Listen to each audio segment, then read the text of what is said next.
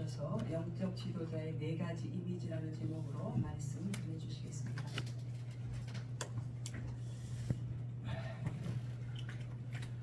미안합니다.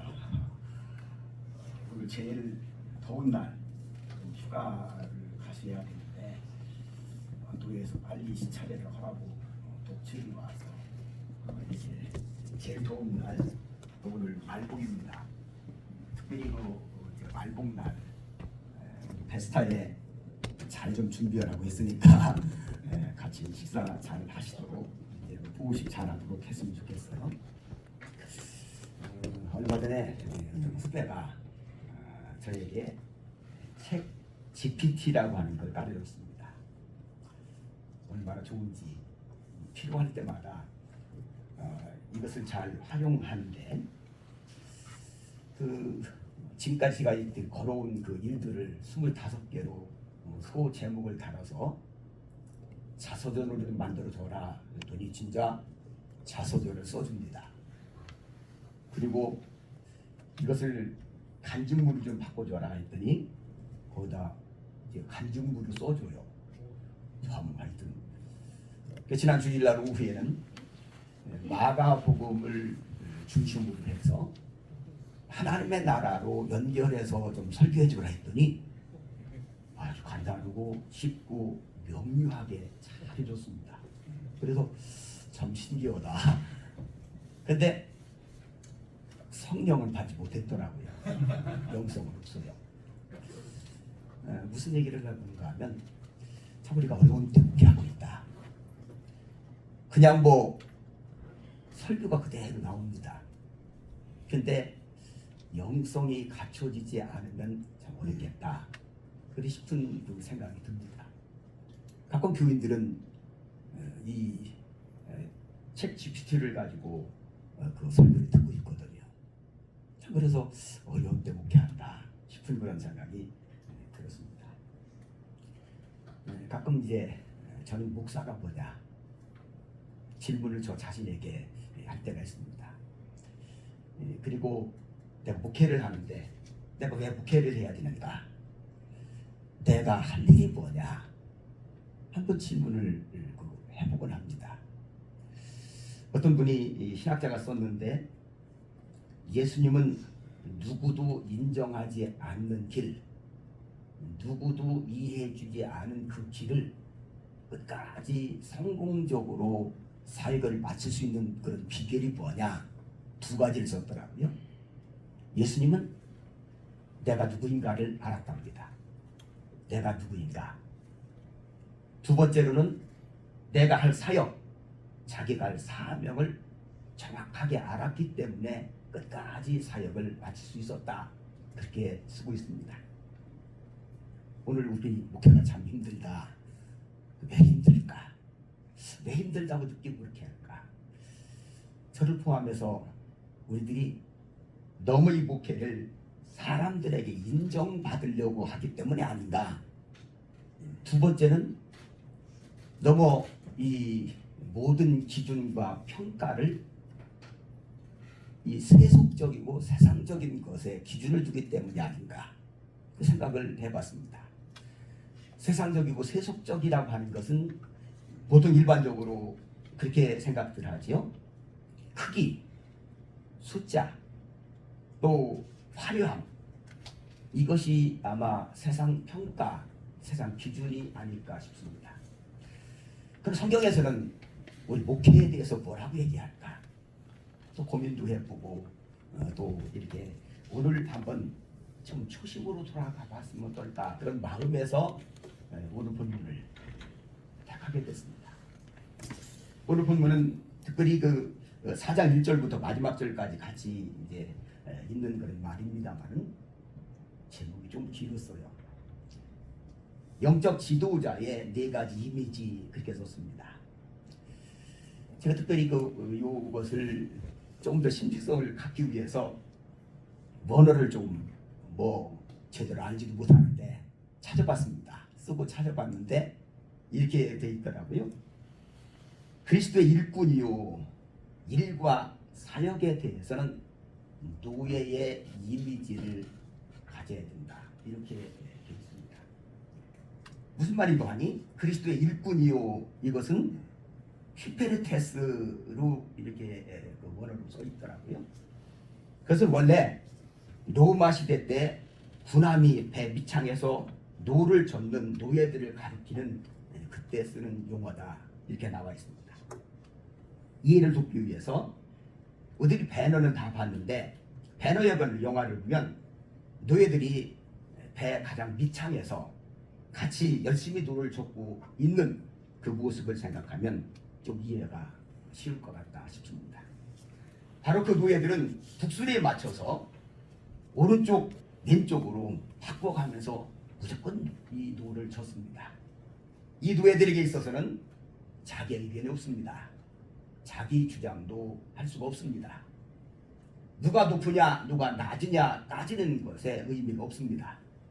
오직 명령 따라서 움직이고 복종하는 것밖에는 없습니다. 결국 우리 영적 지도자라고 하는 것도 사도 바울이 여기서 맡은 자라고 하는 이 말씀을 할 때에는 이제 이 말씀이 주님이 시키는 일을 하는 사람에 불과하다 이런 의미에서 이렇게 그리스도의 일꾼이라고 하는 노예라는 그런 뜻에서 그렇게 말씀하고 있다 이렇게 보시면 될 겁니다. 두 번째로는 여기 그 말씀에 보면 하나님의 비밀을 맡은 자 이제 1절 하반절에는 그렇게 쓰고 있습니다. 하나님의 비밀을 맡은 자 양식 제공하는 것에 대한 청지기 이미지를 말하고 있는 거죠. 하나님의 비밀을 맡은 자라고 하는 건 오늘 이것도 한번 찾아봤는데 참 오늘 안 쓰다 그러니까 참 제가 부끄럽습니다. 그런데 한번 좀 더 심성을 하셨으면 좋겠다 싶어서 좀 찾아봤습니다. 오이코노모스 그러는데 이 단어에는 집을 관리하는 사람 영어로는 매니저 그런 의미가 있습니다. 의미로는 부지런히 집안 사람들에게 먹을 것을 공급하는 사람이다 이 말입니다. 중요한 게 이겁니다. 이 사람에게 있어서는 자기 것이 아닙니다. 다 주인의 양식이지만 주인이 맡겨준 양식을 잘 받아가지고 제때의 양식을 부지런히 공급해 주는 사람 또한 그 속에 우리 옛날에 잔치집 벌일 때 과방 거기 골고루 이제 나눠줘야지 나중에 잘못 나누면 모자란 것도 있고 남는 것도 있고 그렇죠. 나눠주는 사람 그런 정도 맡은 자라 그런 말씀을 그렇게 쓰고 있습니다. 결국 영적 지도자라고 하는 일은 하나님의 말씀을 가지고 성도들에게 배고프지 않도록 영적 양식을 부지런히 공급하는 사람이다 그렇게 말하고 있습니다. 실례입니다만 제 교회에 은퇴하신 목사님들이 뭐 하여튼 3명이 나옵니다.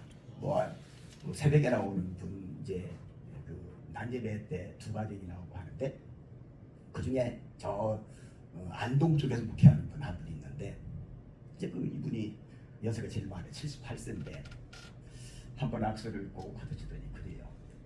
목사님 저는 목사님 설교로 일주일 동안 삽니다. 그 톤이 이게 뭐 말을 잘 전한 건지 아니면 뭐 나쁜 이미지는 아닌 것 같은데 그래요. 이분이 꼭 그래서 하여튼 뭐 지금까지 오시면서도 꼭 그렇게 그 이제 인사를 잘 하고 가시는 아무 말도 없이 가시는 그런 분이 계십니다. 목사라고 하는 것은 하나님의 비밀을 맡은 자로 영적인 양식을 잘 제공해 주는 사람 이것이 바로 맡은 자다. 이렇게 하나님의 비밀을 맡은 자다 이렇습니다. 세 번째는 고난을 겪는 자리라는 의미에서 9절에 보면 끄트머리, 구경거리 이렇게 쓰고 있습니다. 여기 원어 단어를 보니까 에스카투수, 테라트론으로 썼습니다.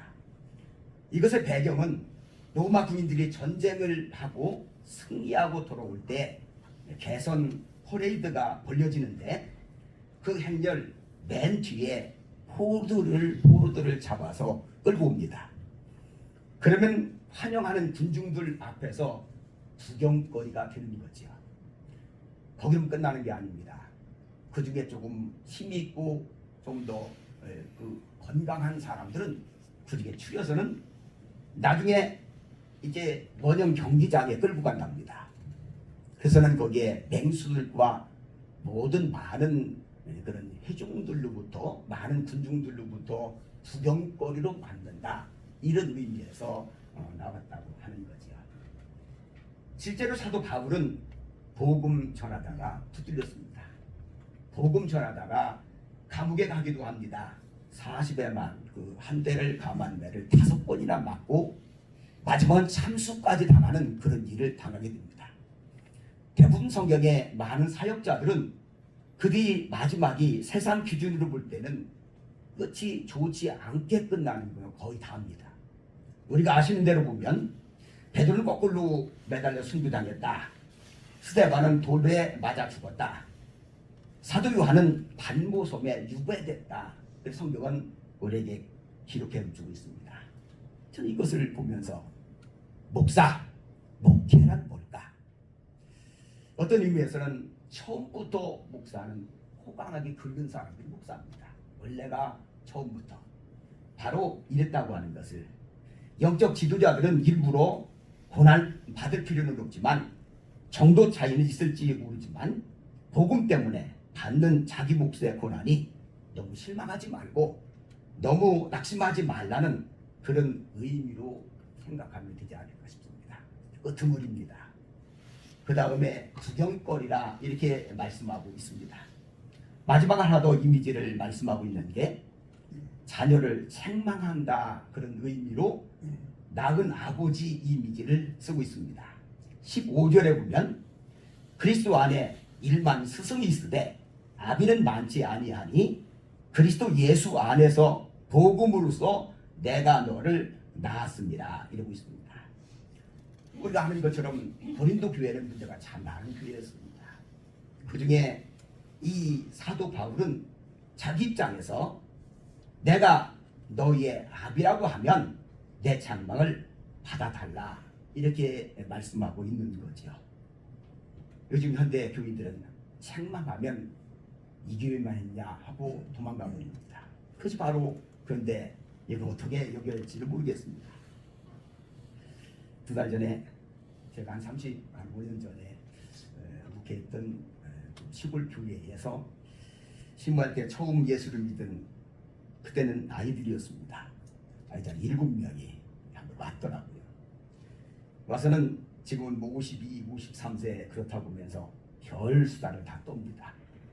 지금까지 살아온 얘기들, 뭐 목사님이 너무너무 무서웠어요. 그때 뭐 이제 딴전 피면 분필도 던지고 또 어디 가서 옆에 서 있으라고도 하고 참 무서웠습니다 하면서 별 수다를 다 떱니다. 그 중에 지금 사모가 된 중국 부근에서 목회하고 있는 그 사모가 많이 웁니다. 그러면서 이제 목회를 하다 보니까 목사님 사모님 많이 생각나더라고. 그러니까 이런 때는 이렇게 했고 저런 때는 저렇게 했고 어떻게 그렇게 희생했나 하면서 그런 얘기를 해요. 같이 이제 들어주곤 그렇게 했습니다. 더 중요한 얘기가 여기 있습니다. 제가 더 충격을 받은 것은 이 친구들이 방문하기 한 달 전에 하나님 앞에 좀 투정을 부렸거든요. 하나님, 이 투정이 뭔가 하면 목회 이제 마무리에 들어가게 됐는데, 그러니까 한 4년 남았습니다. 만 40년 좀 이제 41년째 이렇게 하는데, 그래서 이제 시기로 말하면 100m 달리기에 10m 남은 겁니다. 지금까지 가만히 생각해 보니까 별로 남긴 것도 없고 내가 뭐 했나 싶은 그런 마음이 들었습니다. 하나님 앞에 따지듯이 제가 말을 했습니다. 나는 40년 동안 그래도 부족하지만 하나님 위해 살았다고 지금까지 왔는데 당신은 뭐요? 당신이 해준 게 뭡니까? 하고 참 좀 한스러운 얘기를 했지요. 제 한편에는 제 마음에 서운한 마음과 우울한 마음이 있어서 그랬습니다. 한 달 딱 되는 때에 뭐 몇십 년 동안 만나지 못했던 그 당시에 중학교 학생들이 50이 넘어서 자기들 집은 벌써 아이들이 4명이라고는, 자녀가 4명이라고도 하고 3명이라고도 하고 그러면서 뭐 이런저런 수다를 다 떠는 그런 모습을 봤습니다. 어떤 의미에서는 이것이 보람이 아닐까. 하나님이 위로하기 위해서 이런 일 저런 일을 하시는데 우리가 이런 것이 우리의 보람이 아닐까 싶습니다. 결론적으로 말씀을 좀 드려보는 것은 제가 뭐 영화를 좋아하는 건 아닙니다. 그런데 지금까지 제가 잊지 못하는 영화 한 장면이 있습니다. 늘 마음에 간직하고 사는 영화입니다. 우리들도 많이 봤던 벌써 10년이 지났습니다. 국제시장, 그 상영했던 국제시장의 영화입니다. 관객수를 보니까 1,400만이 넘었더라고요. 1,400만이 넘게 본 영화인데 영화의 시작은 이렇지요. 흥남부두에서 남한으로 내려가기 위한 배를 타고 있습니다. 그럴 때 몰려오는 사람들이 한꺼번에 몰려오기 때문에 사투를 벌이죠. 그래서 거기에 아수라장이 되는데 혹시라도 그 자식들의 손을 놓치면 찾지 못할 그런 상황, 그런 일이었습니다. 그만 주인공으로 나왔던 황정민 씨가 역할했던 덕수란 사람이 자기 동생 막순이란 아이의 손을 놓치고 맙니다. 아버지는 딸을 찾겠다고. 그 내일부는 이제 아들에게 이렇게 부탁합니다. 너 잘 들어라. 내가 없는 동안에 너는 가장이다. 식구들을 잘 돌봐야 한다. 그리고 부산에 가면 고모 가게가 있는데 이름은 꽃분이 내 그 가게다. 아버지가 꼭 그리로 찾아가마 하고 헤어집니다. 이 부탁을 받고 덕수 황정민 씨는 아들이자 오빠이자 형으로 가장으로 가족을 위해 희생하며 살아갑니다. 결국 생전에는 아버지 뵙지 못하지요. 제삿날쯤 된 것 같았습니다. 아버지와 그 대화하는 장면, 이것이 그 감동을 주는 그런 장면으로 이렇게 나오는데 황정민 씨가 그럽니다. 아버지, 저 잘 살았지요? 보고 싶었습니다. 그런데 저 정말 힘들었거든요. 하면서 아버지에게 그냥 혼자 얘기를 하는 거겠죠. 그런 얘기를 하는 그런 일들을 보게 됩니다. 이게 어떤 의미에서는 저와 여러분, 우리 목회자의 고백이 아닐까, 고백이 이런 고백이 되지 않을까 하는 그런 생각을 하고 있습니다. 주님 앞에 우리가 주님 그래도 잘 살았지요? 주님 뵙고 싶었습니다. 부족하지만 최선을 다했습니다. 우리가 주님이 함께 하심을 믿고 우리가 힘낼 수 있는 그런 우리 목회자들이 됐으면 좋겠습니다. 마지막 결론으로 5절을 읽고 마치려고 합니다. 그러므로 때가 이르기 전 곧 주께서 오시기까지 아무것도 한단치 말라. 그가 어둠에 감추인 것들을 드러내고 마음의 뜻을 나타내시리니 그때에 각 사람에게 하나님께로부터 칭찬이 있으리라.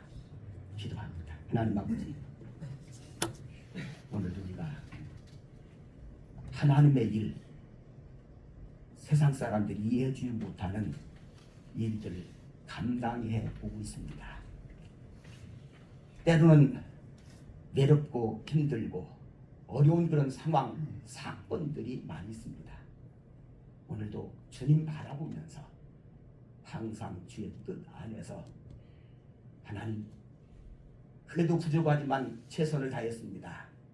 잘 살았지요.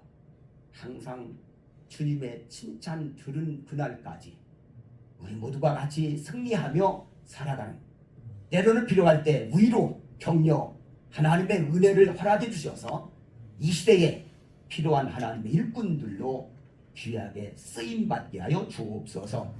필요할 때에 하나님 능력도 주시고 필요할 때 하나님의 힘도 주시고 필요할 때 하나님의 은혜 가운데 인도해 주셔서 우리 모두가 하나님 맡기신 일 끝까지 최선을 다하고 하나님께 영광 돌리는 복된 우리 모두가 되게 하옵소서. 예수님의 이름으로 기도드립니다. 아멘.